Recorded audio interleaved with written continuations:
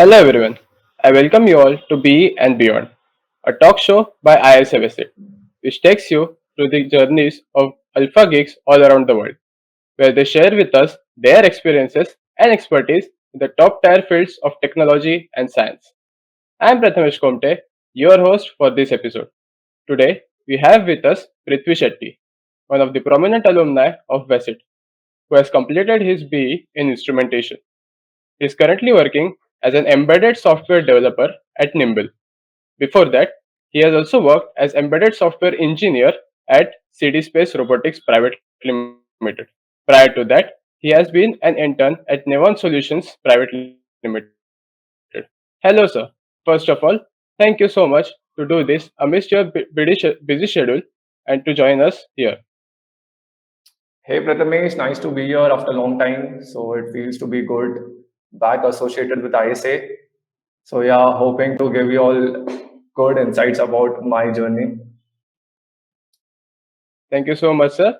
Let's get started with the questions. So here we go with the first question. To begin with, being an alumnus now, how was your experience of being an undergrad at VESIT and how VESIT helped you to grow? Yeah, so it might go pretty long for this one. So how it all started was whenever I used to talk to my friends about VESIT and other colleges. So mostly it used to be like the experiences I had at VESIT is the faculty at VESIT is really good. Okay, so they take time out in order to teach you and make you understand stuff. So that is one good part about VESIT, which mostly whenever I talk to other college friends of mine, they never shared me about these experiences of them. Secondly, we have a lot of other things to do in Visit. So for me, I was a part of ISA, but also a part of cultural society. So I used to be here and there, and ISA helped me improve a lot. So initially, for me, being from instrumentation, I had no clue what I was doing. Okay, so I had to figure it out down the lane that what am I going to do? Because see, the 4 years of college does not teach you much about technical. Okay, it teaches you how to live life, and that's what was different for me in Visit, and that's how Visit gave me an opportunity to explore a lot of new different things. Specifically ISA, because it gave me opportunities that I probably would have never got throughout my college. So yeah, it was a very different experience for me, and I made friends for life, obviously.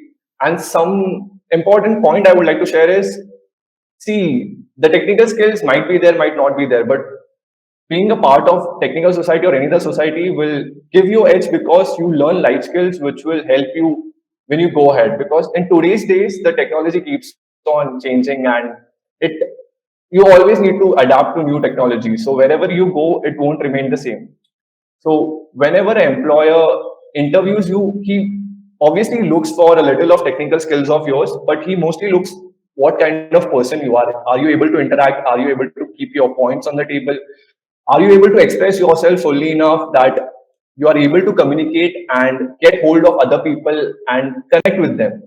So that's one thing which, yeah, Visit taught me like anything. So that was my Visit journey in a wrap. Yeah, so here I completely agree with you that being a part of the technical council now, it really makes us stand out. Like college is more than academics and syllabus right now. So Truly, yeah, truly, truly. so we'll go with the second question. Can you please share your experience as an intern at Nevon Solutions and what should one take up if he or she chooses between the project and internship? Okay. So I'll explain you both of them, okay, and how it is different because along with my internship, I also did a project under one of the college professors. So I explained both of them to you all and how it is different from each other. So normally, whenever we come to college, it's always been said that you should do internship, you should do internship. Okay. Now, frankly talking, as far as I have seen, your internship does not play a major role in you getting selected to companies. Okay. For me, my internship didn't help me a lot, but obviously it gave me exposure to a lot of other things. So I started internship because back when it was COVID, I had nothing else to do. I was just attending lectures and sitting back at home. So I thought maybe it's time where I should really get out, do some improvements, and get some progress inside of me. So that's when I went out, checked in LinkedIn, and got a reward from Nivon Solutions. And that's where I did my internship. So it was mostly like they obviously won't give you like huge tasks to do. It would all be basic tasks.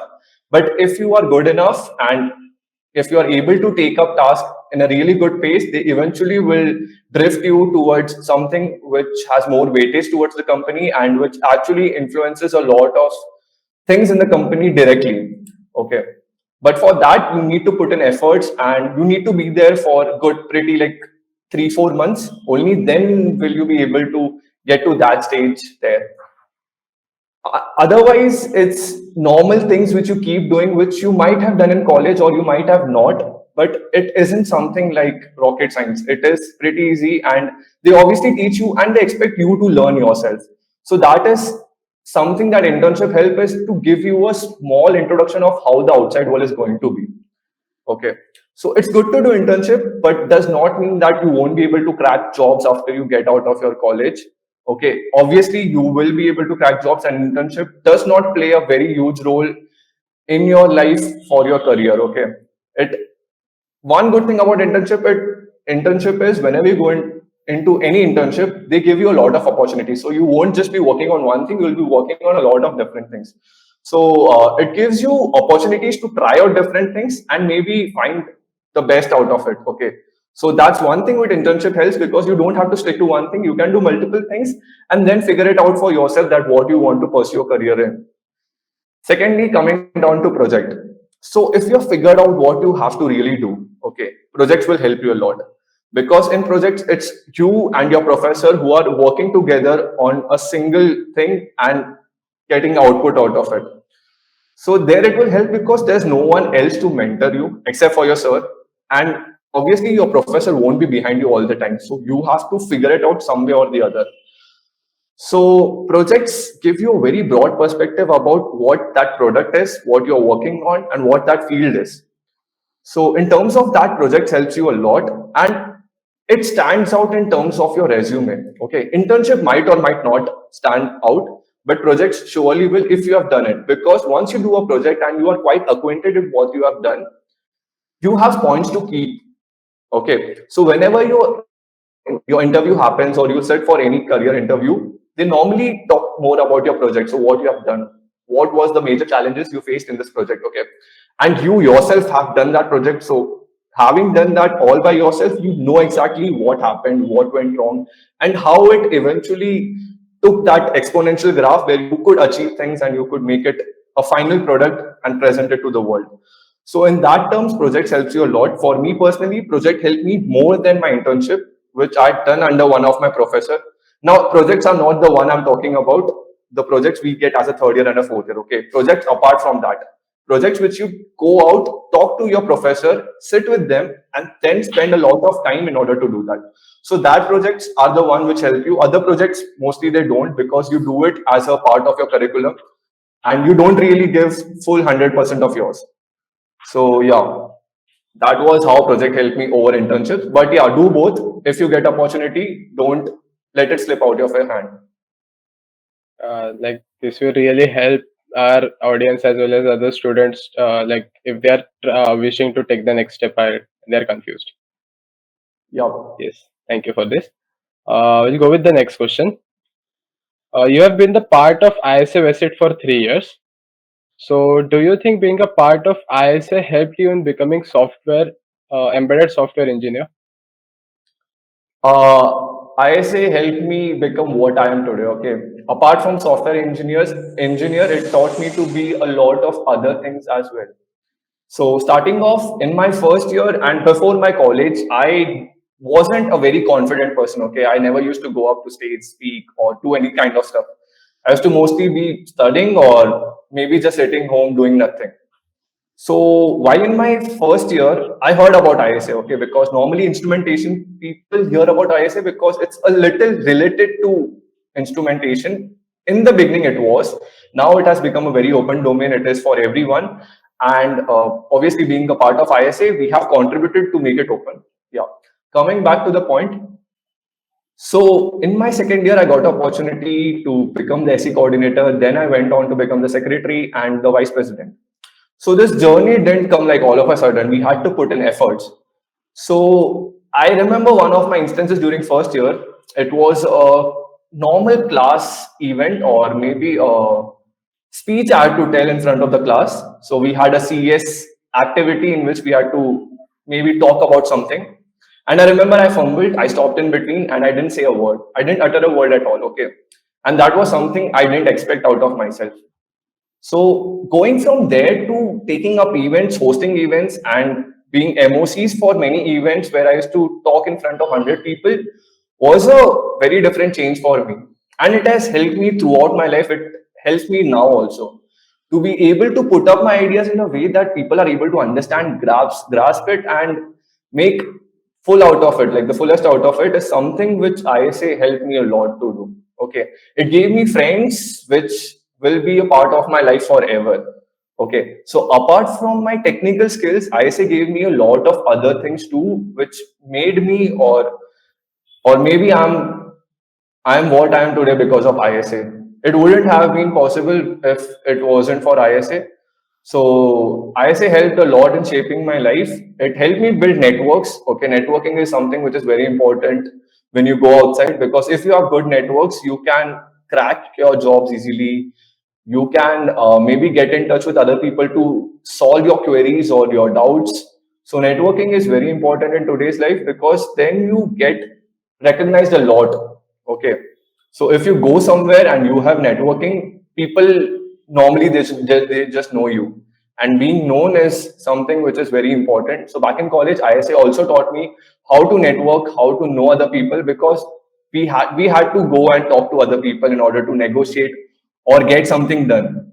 Okay. And to have that kind of skills where you sit, you convince people that yeah, this is what ISA is, or maybe other stuff. So that is what helped me, and it is still helping me, and it will keep helping me always. So ISA was one of the crucial stages of my life which changed me.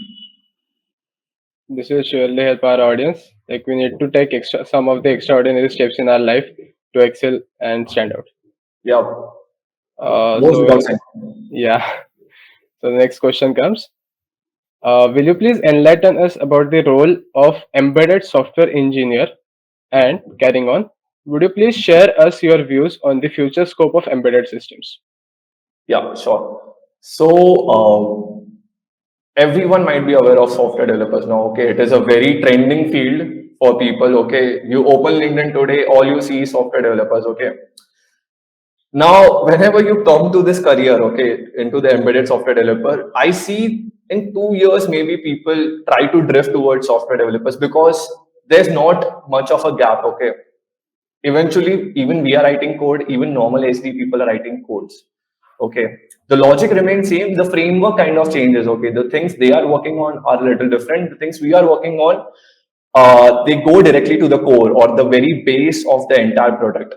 Okay, now how embedded systems and why embedded systems, I'll enlighten on that. Okay, I truly fell in love with embedded systems, especially embedded software, because you get to code chip. Okay, and coding chip is something which lies at the very base of everything. Okay, whatever you take, you build something on the top of that. Okay, but to be able to build on some very basic level is something I wanted to do forever. Okay, because you always ask a question that okay, मैंने Java में code लिख लिया, I wrote code on something, okay, but I'm not sure what is going behind, what is going at the very base of this thing. So for me, embedded systems or embedded software was like that. So I got to write code at the very base, okay, changing registers, doing additions at the very register level. So that was very much mind blowing to me because to be able to build algorithm at that base and to be able to see outcomes was something which was very inspirational and very mind blowing for me as a student back in college. So I knew I wanted to go into embedded software. Okay, software because I love to write code. I, I've written code in other frameworks as well. I've written code in kind of web development and maybe writing software for Raspberry Pi and sort of those things. But embedded system always had a special place in my heart. So that's how I started my journey for embedded systems. Now, embedded systems is never going out of fashion. The main reason, you know why, because it lies at the very base. Okay. Now, if you are aware with OS, okay, operating systems, so even the kernels and the very base file system and all, those are written by embedded software engineers, because you need to have very good grasp of what goes beneath. Okay, so embedded software is never going out of fashion. So if you are really like attracted towards embedded software, there are a lot of opportunities. Initially, the growth might be less, but eventually it will take a exponential growth, and you will obviously see in terms of your own experience and other people who have worked. So people with good 5 6 years of experience end up at a really good position in embedded systems or embedded software specifically. So yeah, so that's how embedded software is very different from this thing. Finally, you're writing software, but you're writing software mostly in C and C++, a little bit of Java here and there, maybe because sometimes the systems are interconnected. So there are layers, there are multiple layers where something runs on C++, and above that you have Java. But it's mostly with C and C++ you have to wrap up things with, because C and C++ are the very base languages which run very fast, and you need to have good hold over these languages and also good hold over object oriented part of these languages like C++, not C. So that is one thing you need to be very much acquainted with in order to get into embedded software. But once you do, you will obviously fall in love with it. And one thing I love about embedded is, if you have an idea in your mind, okay, you write down stuff, you make something out of it, and you can see that happen. Only a embedded software developer can make that happen if he has other knowledge, if he has some other knowledge of PCB making, this, that also. But if I have an idea in my mind, I can put it down, make it reality. So that is what still inspires me to move ahead with this field. Yeah, I completely support you with this. Like, there is really no end to embedded system, the field like embedded systems. So we'll carry on with the next question. Yeah. How is it beneficial to work in a startup rather than working in a well-established company? Yeah, that's a very good question. I wanted to talk about this a lot. So, see, I'm obviously we will be touch with your friends. You will be in touch with your friends, and so am I. So, whenever I talk to people who are into a well-established company, so obviously the pay will be good there, okay. But learning wise, it won't be that beneficial because there are a lot of people to take care of things there, okay. Now, I'm not talking about all the companies. This is the companies I have talked to people about. Okay. So obviously you'll get to learn, but not in very depth. Okay. And it might be not that much of a pressure in these big companies because the things you have to handle are very limited. So in companies like that, maybe you spend up a lot of your time just doing nothing or sitting idle. This is what I've talked to people about, and they have told me. Okay, so these are very specific examples. It might be different for different companies. Yeah, but in startup, irrespective of the fact, okay, whatever startup it is, the work load is a lot. Okay, and it does not limit you to only work on one thing. There are broad field of things you have to work on and manage at the same time. Okay, now talking about pay. Okay, now something people are very much concerned about is, yaar, startup mein paise kam milte. Okay, it is not like that. Okay, I'm frankly telling you, it is not like that. The pay in startup as well as well established company almost match. Okay, and it in startup maybe it can go higher because the ESOPs here are more valuable. If the company grows tomorrow, maybe if you stick with the startup, you'll end up becoming a millionaire. Okay, so startup in that terms, in pay terms, are really good. But if you have experience, okay, a 1 year of experience would be good enough for you to crack a well-paying job in startup.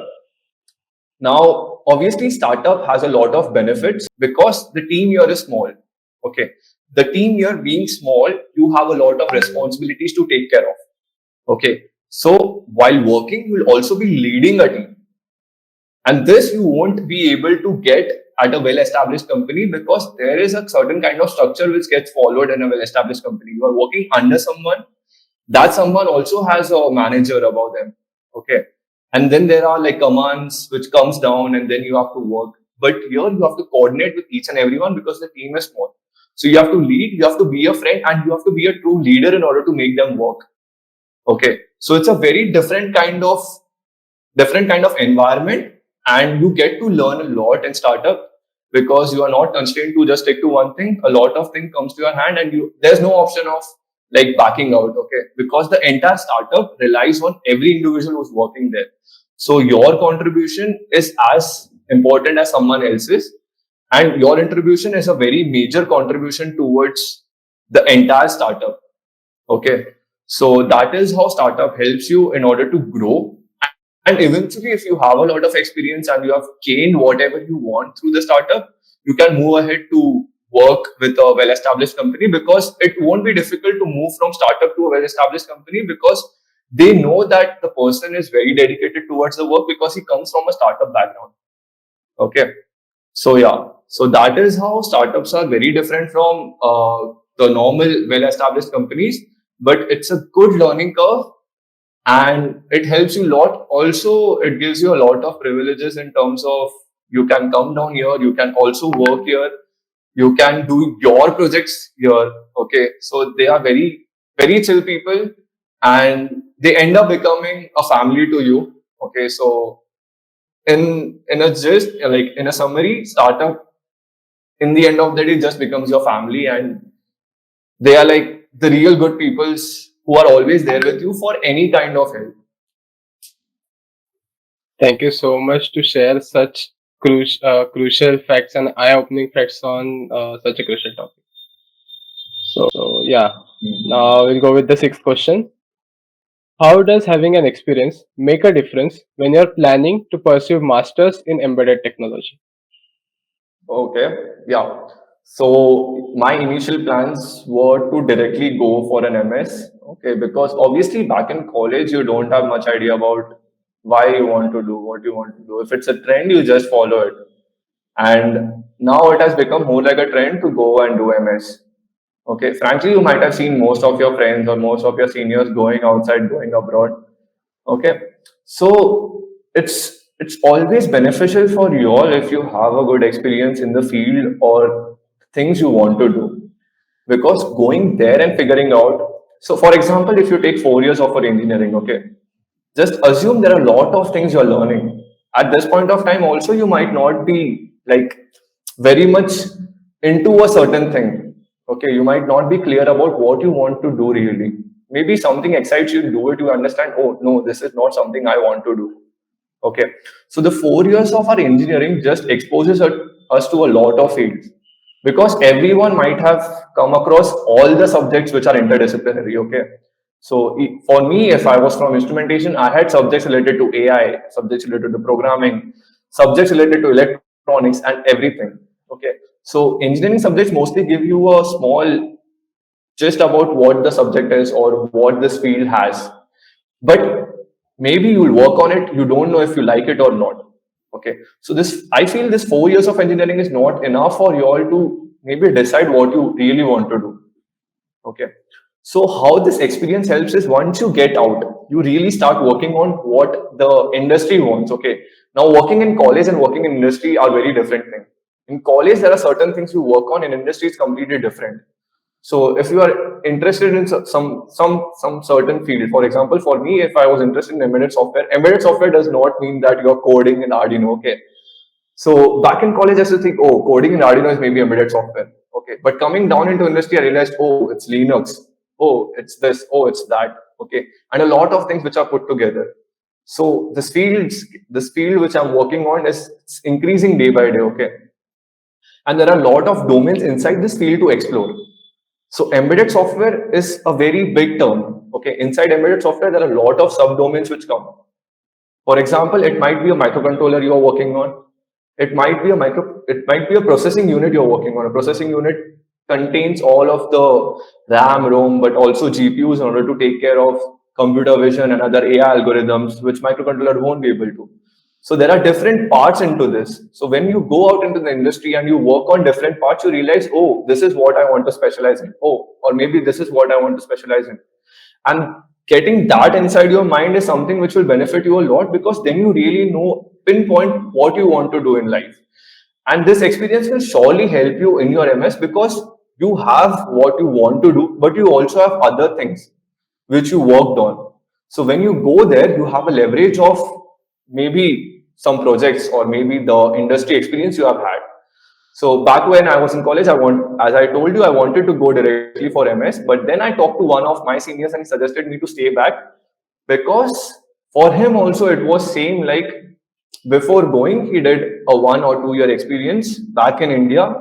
And why that helped him is because mostly people who come there for masters are like newbies, directly college pass outs, and then they go to do MS.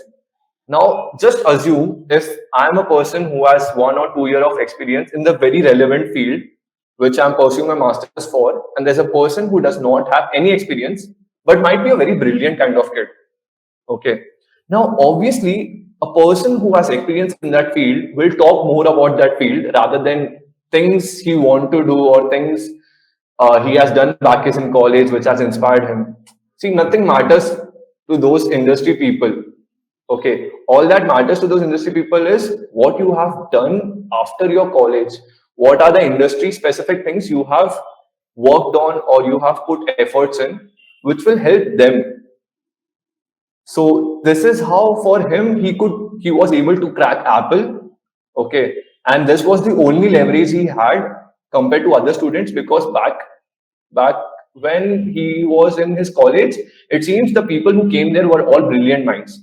The only thing he he stood around, or he was different in, was his experience, which helped him crack the job and made him stand out of the crowd of brilliant minds. Okay, so that is how I feel that experience for you will surely help, and it will help you land a job easily, because going to do your masters and coming back is not a viable option. Okay, keep that in mind, because you are taking a lot of loan, you are going there with a lot of pressure, you are leaving your family back here, you are going there. So with that kind of mindset, coming back is not an option. So whatever you have to do it for yourself, and make sure you're taking that decision in the right way. And that experience of yours will surely help you in order to stand out. Yeah. So So that that's was a really great explanation for everyone. Now, continuing with the same similar topic, what was your experience as a final year undergrad and appearing at the same time for GRE? okay. Now, yeah. So during your finals, yeah, this is my one of my very important recommendations for everyone. Don't wait for too long in order to give your GRE. Okay, because you will never be confident enough that you are prepared for your GRE. Okay, never in life you'll be confident that today is the date I want to give my GRE and I'm confident enough. That time will never come, because you have a lot of things to take care of. So coming down to why you have to give it during your final year or before your final year is because once you get into like job or you're working in a job, everything becomes very hectic. And here you don't get time. Okay. If you are working here, you get here in the morning 10, you get back home around 6, 7 in the evening. Then maybe you cook for yourself, do other things of yours. And by the time you wrap it up, you have just 1 hour left in your hand. And now that 1 hour is not enough. Why? Because you are already stressed about the work you have done throughout the day. Okay, there's a certain capacity our brain has and it can hold. Okay, you just can't keep feeding it things throughout the day. So the entire day, if it goes hectic, obviously you won't sit, and even if you sit, I don't think you will be able to grasp a lot. So during the college days, I think the environment is quite chill. Okay, so you are able to make time. You are able to make good amount of time in order to study for your GRE, for your TOEFL. Okay, so during your college days is one of the best time to give your GRE, because I've talked to people, I've seen it myself, and I've seen friends of mine who are trying to give GRE and at the same time working, and it becomes very hectic for them, and obviously lives become miserable. Okay, So keep that in mind that you clear off your GRE during your final year or before your final year in order to just like get over with it because that's what you want. Otherwise, it's always there back in your mind. So just assume that you're not given your GRE yet and you are planning to do your MS and you have like passed out from your college. So even if you're working down, the thought is always there in your mind. Oh shit, I have to give my GRE. Oh shit, I have to give my GRE. And maybe in other works also you won't be able to give your 100%. Okay. So it's a strong recommendation for me that set a timeline for you all. Give it during your fourth year or your third year because you have a lot of time there. And maybe even if you take like a few days off, no one will mind. Back here, they will because things depend on you. So during your college days, just give it off and be a little stress free. That's what my suggestion is. GRE, give 3 months. 3 months is more than enough to get a very good score in GRE. Yeah, and give more concentration towards cons because if you are into engineering field and want to pursue something in engineering, they will mostly be concerned about your cons. Okay, so give good time to cons. Try to crack 165 plus in cons. Verbal is okay, but still try to do good in verbal.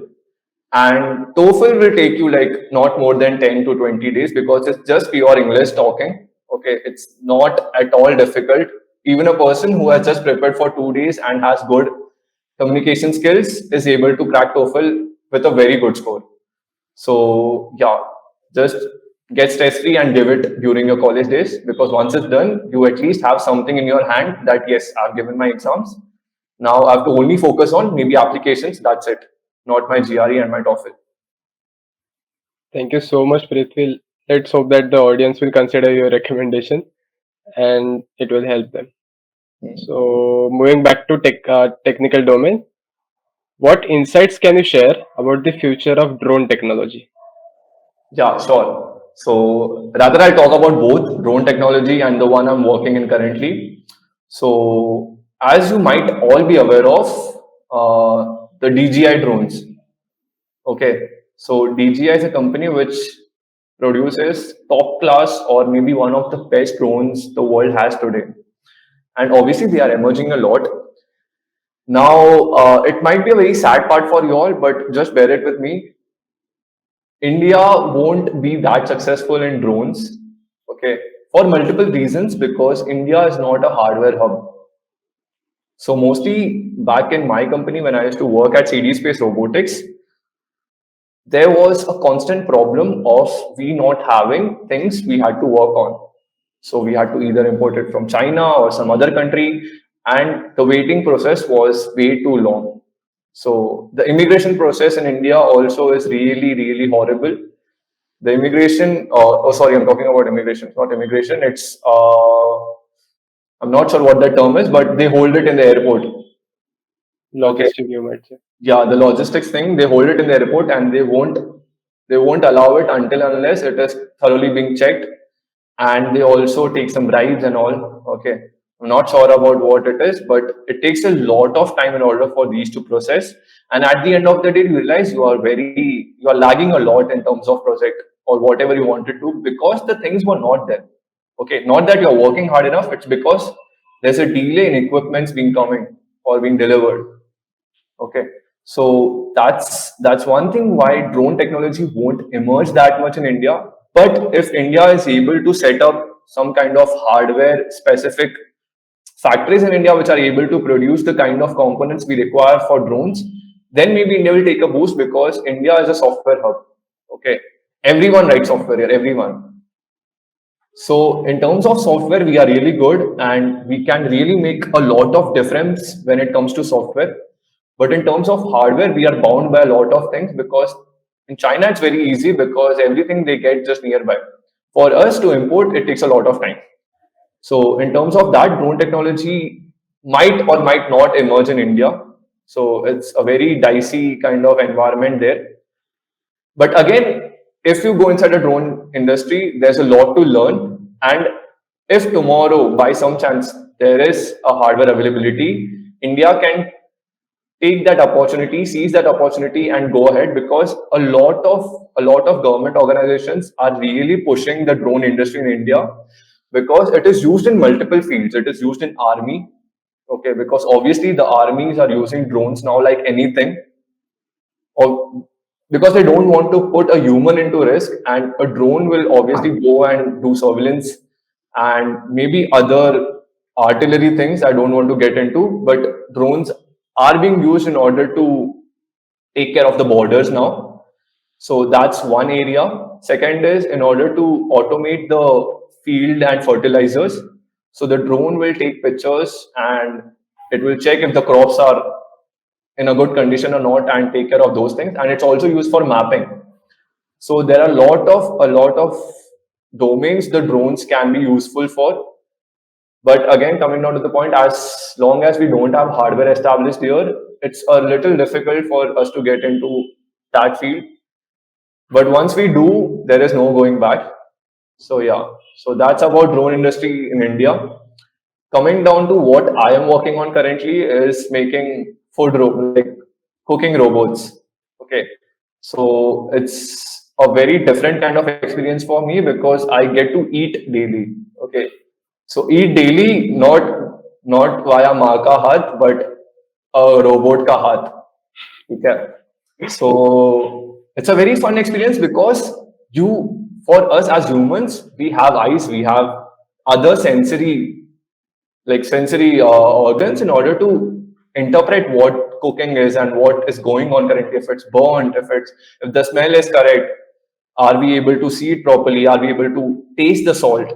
Okay. But when it comes down to robots don't have these kind of things in order to help them. And still it is able to make food which is better than most of the chef. So that is one thing which I see cooking robot will be revolutionizing tomorrow. It will mostly be replaced by humans because it saves your time. All you have to do is add the ingredients, it will cook for you. So as of now, we are only associated with US. So all of our customers are US based because it's a little expensive. But yeah, food automating company is something you should obviously be a part of because apart from all of the software you are writing for the robot, you get to eat.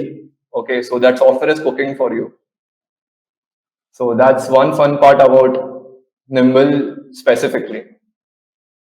Now that was really a great exposure and